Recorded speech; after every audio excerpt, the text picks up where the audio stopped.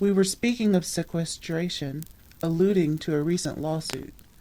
It was at the close of a friendly evening in a very old mansion in the Rue de Grenelle, and each of the guests had a story to tell which he assured us was true. Then the old Marquis de la Tour Samuel, 82 years of age, rose and came forward to lean on the mantelpiece. He told the following story in his slightly quavering voice. I also have witnessed a strange thing, so strange that it has been the nightmare of my life.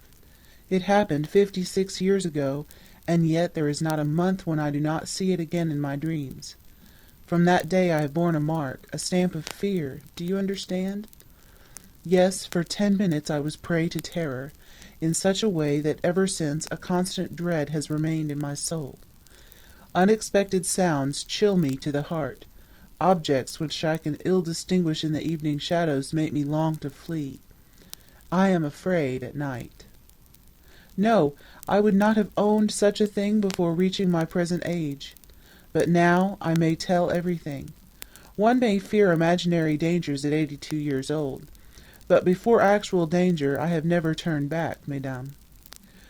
That affair so upset my mind, filled me with such a deep, mysterious unrest that I never could tell it. I kept it in that inmost part, that corner where we conceal our sad, our shameful secrets, all the weaknesses of our life which cannot be confessed. I will tell you that strange happening just as it took place, with no attempt to explain it. Unless I went mad for one short hour, it must be explainable, though. Yet I was not mad, and I will prove it to you. Imagine what you will. Here are the simple facts. It was in 1827, in July. I was quartered with my regiment in Rouen. One day, as I was strolling on the quay, I came across a man I believed I recognized, though I could not place him with certainty. I instinctively went more slowly, ready to pause. The stranger saw my impulse, looked at me, and fell into my arms. It was a friend of my younger days, of whom I had been very fond. He seemed to have become half a century older in the 5 years since I had seen him. His hair was white, and he stooped in his walk as if he were exhausted. He understood my amazement and told me the story of his life. A terrible event had broken him down. He had fallen madly in love with a young girl and married her in a kind of dreamlike ecstasy. After a year of unalloyed bliss and inexhausted passion, she had died suddenly of heart disease, no doubt killed by love itself. He had left the country on the very day of her funeral, and had come to live in his hotel at Rouen. He remained there, solitary and desperate, grief slowly mining him, so wretched that he constantly thought of suicide. As I thus came across you again, he said, I shall ask a great favor of you. I want you to go to my chateau and get some papers I urgently need. They are in the writing desk of our room. I cannot send a servant or a lawyer, as the errand must be kept private. I want absolute silence. I shall give you the key of the room, which I locked carefully myself before leaving, and the key to the writing desk. I shall also give you a note for the gardener, who will let you in. Come to breakfast with me tomorrow, and we'll talk the matter over. I promised to render him that slight service. It would mean but a pleasant excursion for me, his home not being more than 25 miles from Rouen. I could go there in an hour on horseback. At 10 o'clock the next day I was with him. We breakfasted alone together, yet he did not utter more than 20 words. He asked me to excuse him. The thought that I was going to visit the room where his happiness lay shattered upset him, he said. Indeed, he seemed perturbed, worried, as if some mysterious struggle were taking place in his soul. At last he explained exactly what I was to do. It was very simple. I was to take 2 packages of letters and some papers, locked in the first drawer at the right of the desk of which I had the key. He added, I need not ask you not to glance at them. I was almost hurt by his words, and told him so, rather sharply. He stammered, Forgive me, I suffer so much, and tears came to his eyes. I left about 1 o'clock to accomplish my errand. The day was radiant, and I rushed through the meadows, listening to the song of the larks and the rhythmical beat of my sword on my riding boots. Then I entered the forest, and I set my horse to walking. Branches of the trees softly caressed my face, and now and then I would catch a leaf between my teeth and bite it with avidity, full of the joy of life, as such fills you without reason, with a tumultuous happiness almost indefinable, a kind of magical strength.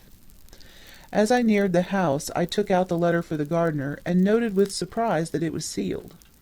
I was so amazed and so annoyed that I almost turned back without fulfilling my mission. Then I thought that I should thus display over-sensitiveness and bad taste. My friend might have sealed it unconsciously, worried as he was. The manor looked as though it had been deserted the last 20 years. The gate, wide open and rotten, held one wondered how. Grass filled the paths. You could not tell the flower beds from the lawn. At the noise I made, kicking a shutter, an old man came out from a side door and was apparently amazed to see me. I dismounted from my horse and gave him the letter. He read it once or twice, turned it over, looked at me with suspicion, and asked, "Well, what do you want?" I answered sharply, "You must know it, as you have read your master's orders. I want to get in the house."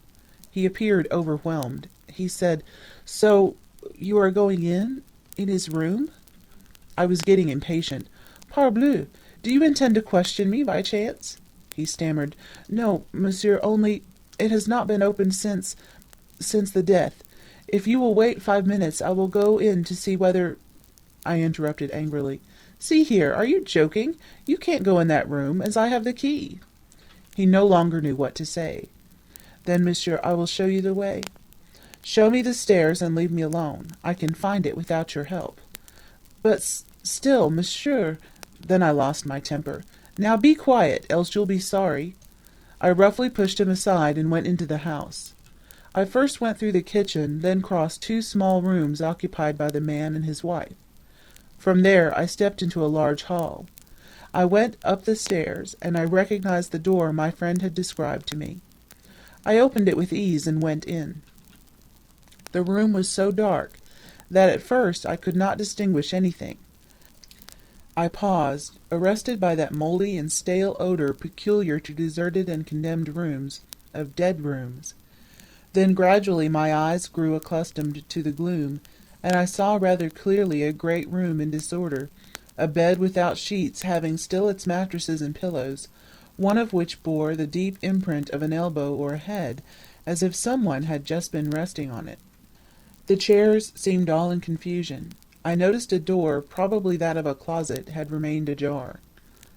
I first went to the window and opened it to get some light, but the hinges of the outside shutters were so rusted that I could not loosen them.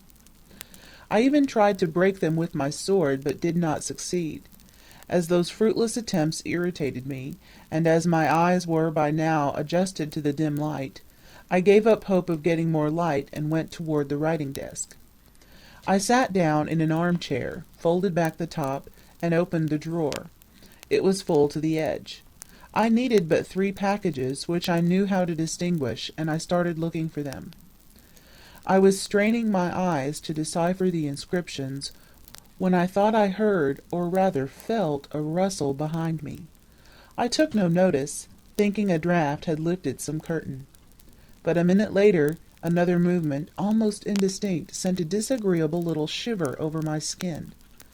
It was so ridiculous to be moved thus, even so slightly, that I would not turn around, being ashamed. I had just discovered the 2nd package I needed, and was on the point of reaching for the 3rd, when a great and sorrowful sigh, close to my shoulder, made me give a mad leap 2 yards away. In my spring I had turned around, my hand on the hilt of my sword, and surely had I not felt that, I should have fled like a coward. A tall woman, dressed in white, was facing me, standing behind the chair in which I had sat a second before. Such a shudder ran through me that I almost fell back.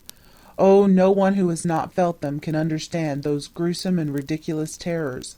The soul melts. Your heart seems to stop. Your whole body becomes limp as a sponge, and your innermost parts seem collapsing.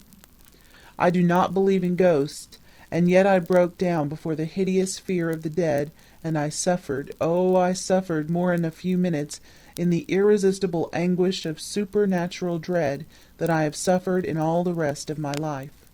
If she had not spoken, I might have died. But she did speak. She spoke in a soft and plaintive voice which set my nerves vibrating. I could not say that I regained my self-control. No, I was past knowing what I did, but the kind of pride I have in me, as well as a military pride, helped me to maintain, almost in spite of myself, an honorable countenance. I was making a pose for myself, and for her, whatever she was, woman or phantom. I realized this later, for at the time of the apparition I could think of nothing. I was afraid. She said, "Oh, you can be of great help to me, monsieur." I tried to answer, but I was unable to utter one word. A vague sound came from my throat. She continued, "Will you? You can save me, cure me. I suffer terribly. I always suffer. I suffer. Oh, I suffer." And she sat down gently in my chair. She looked at me. "Will you?" I nodded my head, being still paralyzed. Then she handed me a woman's comb of tortoise-shell and murmured, "Comb my hair. Oh, comb my hair, that will cure me. Look at my head, how I suffer, and my hair, how it hurts." Her loose hair, very long, very black it seemed to me, hung over the back of the chair, touching the floor. Why did I do it? Why did I, shivering, accept that comb, and why did I take between my hands her long hair, which left on my skin a ghastly impression of cold, as if I had handled serpents? I do not know. That feeling still clings about my fingers, and I shiver when I recall it. I combed her, I handled I know not how that hair of ice. I bound and unbound it, I plaited it as one plaits a horse's mane. She sighed, bent her head, seemed happy. Suddenly she said, "Thank you," tore the comb from my hands, and fled through the door which I had noticed was half open. Left alone, I had for a few seconds the hazy feeling one feels in waking up from a nightmare. Then I recovered myself. I ran to the window and broke the shutters by my furious assault. A stream of light poured in. I rushed to the door through which that being had gone. I found it locked and immovable. Then a fever of light seized on me, a panic, the true panic of battle. I quickly grasped the 3 packages of letters from the open desk. I crossed the room running. I took the steps of the stairway 4 at a time. I found myself outside, I don't know how, and seeing my horse close by, I mounted in one leap and left at a full gallop. I didn't stop till I reached ruin and drew up in front of my house. Having thrown the reins to my orderly, I flew to my room and locked myself in to think.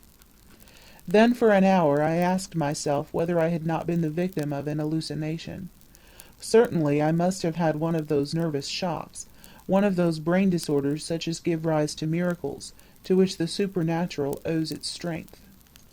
And I had almost concluded that it was a vision, an illusion of my senses, when I came near to the window.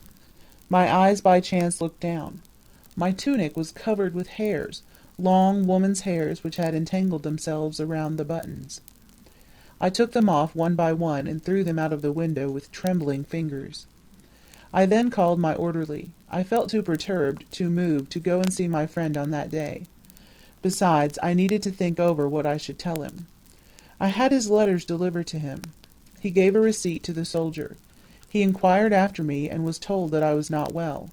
I had had a sunstroke or something. He seemed distressed. I went to see him the next day, early in the morning, bent on telling him the truth. He had gone out the evening before and had not come back.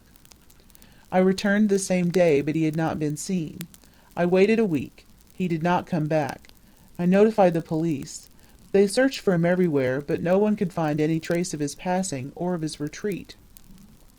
A careful search was made in the deserted manor. No suspicious clue was discovered. There was no sign that a woman had been concealed there. The inquest gave no result, and so the search went no further. And in 56 years I have learned nothing more. I never found out the truth.